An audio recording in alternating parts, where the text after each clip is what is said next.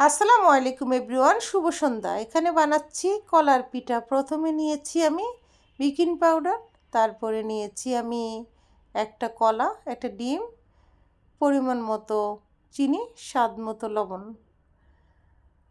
আটা কিংবা ময়দা দুটো দিয়ে বানানো যাবে, তবে বাসায় ময়দা ছিল না, তাই আমি আজকে আটা দিয়ে বানাচ্ছি। স্বাদের ক্ষেত্রে মোটেও খারাপ হবে না ইনশাল্লাহ। এখানে আমি নিয়ে নিচ্ছি পরিমাণ মতো আটা।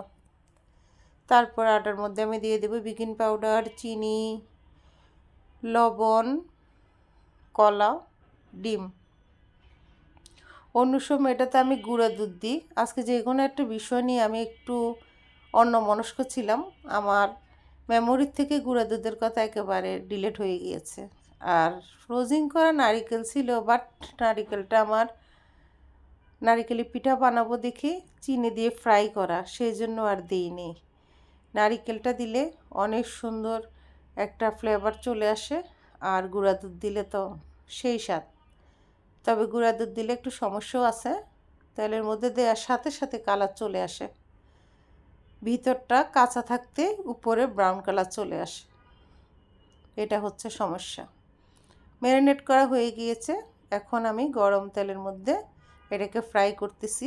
এটা ফ্রাই করতে করতে হঠাৎ করে জগৎপুর মোহনী নদীর পাশে চা দোকানের গুলগুলার কথা মনে হচ্ছিল তো গুলগুলা বানাচ্ছি। তারপর এভাবে আমি পিঠাগুলিকে ডিপ ব্রাউন কালার করে উঠে ফেলবো। আমি কিন্তু কম বেশি সব ফ্রুটস দিয়ে পিঠা বানাই, এবং আমি বেল দিয়েও পিঠা বানাই। বেলের পিঠা তো সেই স্বাদ। নেক্সট টাইম বাসায় বেল কিনলে ইনশাল্লাহ তোমাদেরকে বেলের পিঠা বানিয়ে দেখাবো। তবে এটা খুবই হালকা আঁচে ফ্রাই করতে হয়। প্রথমে একটু আগুনের আঁচটা বাড়িয়ে দিয়েছিলাম, পরে আবার কমিয়ে দিয়েছি, নয়তো উপরে ক্রিস্পি হয়ে যাবে, ভিতরটা কাঁচা থেকে যাবে। হালকা আছে এপিট উপিট করে 3বার দিয়েছি আমি তেলের মধ্যে পিঠাগুলি আর কি। প্রথম ভেবেছিলাম একবারে কাভার হয়ে যাবে, পরে হচ্ছিল না, তাই 3বার করে বানিয়েছি।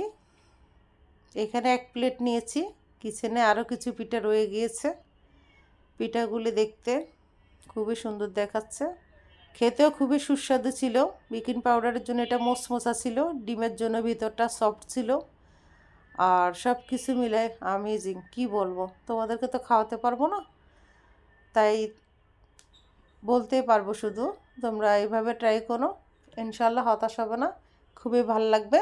তবে অবশ্যই গুঁড়া দুধ এবং নারকেল কুচি দিয়ে দিবে, দেখবে টেস্ট আরও দ্বিগুণ বেড়ে যাবে। তো সবাই অনেক ভালো থেকো, ভালোবাসা অবিরাম। আল্লাহ হাফেজ।